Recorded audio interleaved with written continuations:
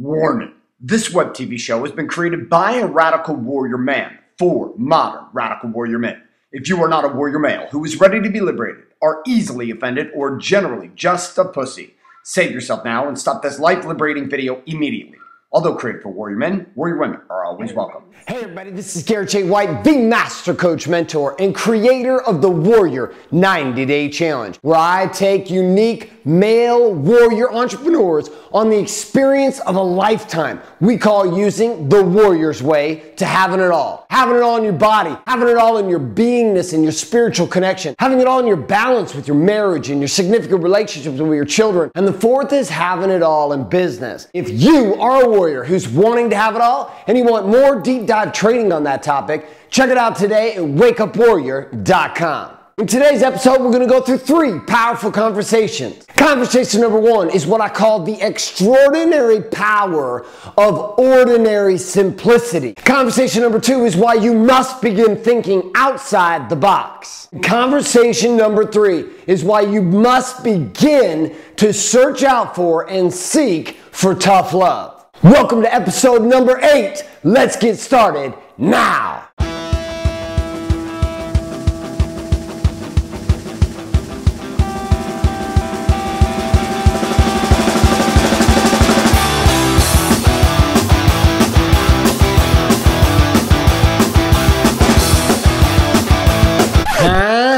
The extraordinary power of ordinary simplicity? Here's the thing I'm gonna have you consider. I remember hearing this way back in the day as a warrior, a young entrepreneur, and here was the conversation. Listen, 90% of success is being able to show up. And although this is true that we've gotta show up, there's also another skill that's gotta come into play here. And that's the second big awakening I had of once I actually showed up, was the necessity for me to actually master a skill. Now, I don't care if that skill is about marketing, that skill is about sales, that skill is about systems, that skill is about connecting with other people, creating products and programs, automating and eliminating waste in business, or ultimately being able to lead people on a discovery of true power within them. The game of showing up is the first phase. Obviously, if you don't show up and you're sitting on the sideline and you're sitting on your couch at home, just sitting as an armchair quarterback and saying, oh geez, that guy really sucks. You don't actually ever get on the field. You don't have a chance to ever glory in the success of what it is to be a warrior and create shit that matter. The second piece, though, is if you're gonna get in the game, then what are the skill sets you've got to master? But here's a third thing I'm gonna have you consider when it comes to the ordinary. I used to think that the more complex I could make things, the better they would be. Notice that the tendency in my mind when it came to creating things for my clients, creating products for the marketplace, creating programs for the marketplace,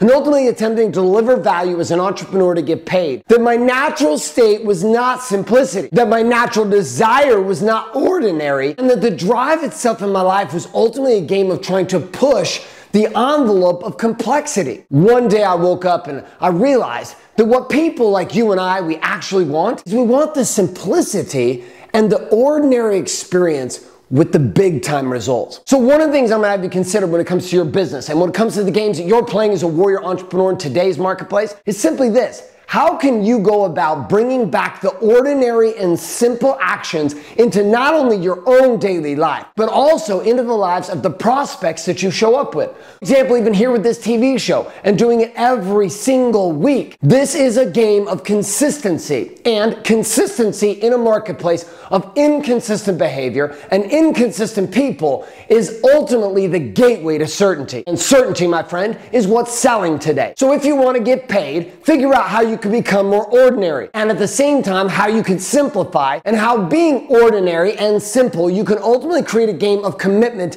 and consistency that brings about certainty so that you can continue to sell what people are actually buying. Conversation number 2. Now here's the deal. From the time I was young, I was told that I needed to think outside the box. In order to get the results I wanted in my life, I was going to have to go to a box or a place outside of which I was existing. Now as a young kid, you and I, we were taught to color within the lines. And we were taught that if we went outside the lines that we were bad, wrong, broken, or we shouldn't have done it. One of the words that we heard constantly as children growing up was no, no, no, no, no, stop it, no, stop it, no, stop it, and some kind of version like that. But see, I want you to consider that the game of thinking outside the box is powerful, but there's also something to be said for thinking inside the box. Follow me with what I mean here. The first thing is to look at the box through which I currently exist. Most of us have not become masters of our domain, even within the box that we operate in. The box itself is the limits of the perspectives that you and I can see. These limits themselves create possibility for us. But most people, probably you and at times me, we find ourselves operating more in kind of, well, what I would call a pussy way. And what I mean is, we don't even act on the shit that we know. Think about the 4 or 5 things in your life you know that if you actually did them today, you would create big results in your life. But for some reason, you don't do them. So I want you to consider that inside the box of your reality, there needs to be some emphasis and time placed on your side to think inside your box before you worry about thinking outside your box. Now, the inside box mastery then ultimately has its limits. There's only so much you can learn about marketing and sales and systems and personal power and leadership and marriage and raising children, etc., based upon a mastery of your current knowledge. Which means once I've become master of the domain inside the box, my next step is to move outside the box. Why? Because outside the box is some other ways of seeing. For example, say I can only see this. And what I'm limited to is everything within the confines of this hand and this hand. Outside of this hand might be some options that I cannot see. For example, here I am. This option is impossible for me to view. Once I begin to think outside the box, or I move outside my level of understanding, I can now see this new possibility. So as we master the inside of your box, the next step is to bring people, mentors, masterminds, and individuals into your life to take you outside the box, to ultimately solve problems that you can't solve by looking inside your box. So the end thought here for conversation number 2 is that to see more, you must become more. And to become more, you must master inside the box, your own domain, and then must clearly choose the path of expansion. By what? Stretching the box of your current limitations. Okay, conversation number 3. Seek for tough love. Now this is a hard one for most warriors, and yet at the same time, it's a gateway to the power inside of you and a gateway to the power in the world that you're creating. So what do I mean by tough love? Tough love is a conversation of going ultimately seeking for feedback that we may not want to hear. This is going to your wife, which I did a number of years ago. And I asked my wife, I said, babe, on a scale of 1 to 10, 10 being I'm ecstatic about my relationship with you, and 1 being I am damn near divorcing you tomorrow, and I'm ready to file the paperwork, where are you at? Now, prior to asking this question at the instruction of one of my mentors, I thought we were about a 7, maybe an 8. After getting that feedback from my wife, she said we were barely a 2.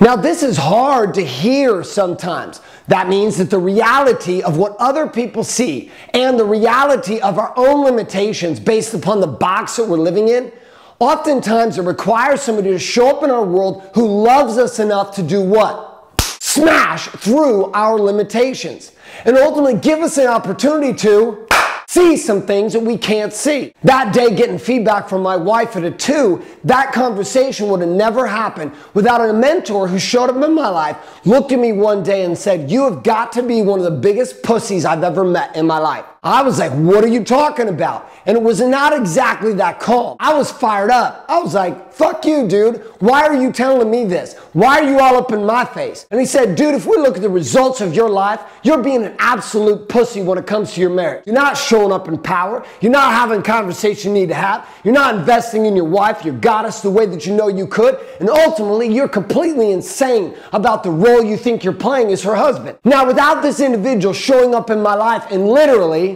slapping me in the face, giving me tough love, I would have never had that conversation with my wife. Not having that conversation with my wife, I would have continued along thinking we were at an 8, when the truth was we were at a 2. So why don't we look for tough love? What is it about us that seeks out for soft love? Which is people who tend to tell us what we want to hear, say that we're fantastic, lie to us. They ultimately, instead of loving us, become liars. And I want you to consider that the reason that that's occurring in your life is because you are a liar. You lie to yourself, and then hence you lie to the world. If you can't be honest with yourself, and if the tough love in your life doesn't come first from you looking in the mirror at the reality of your creations, then your ability to be with anyone else in a place of love will be nothing more than another critic showing up and telling people how they suck. See, the energy of being someone who brings tough love and the energy of being someone who receives tough love comes down to the level of personal mastery within. So the final thought here in this third conversation is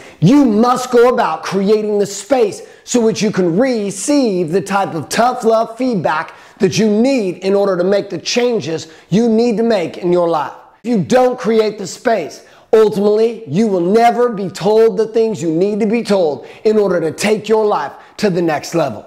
All right, that brings us to a conclusion here for episode number 8 of Wake Up Warrior TV. For more deep dive training for you as a warrior on how to have it all, how to have it all in your body, in your beingness, in the balance of your life, as well as in the bank accounts in your business, check out a free 4-part video series I've got online just for you at wakeupwarrior.com. For all the rest of you who got value from today's episode, you know what I'd like you to do, just like I tell you every single week. Go ahead and share this up with your friends. Share it on Facebook, YouTube, Instagram, Pinterest, Twitter, and Google+.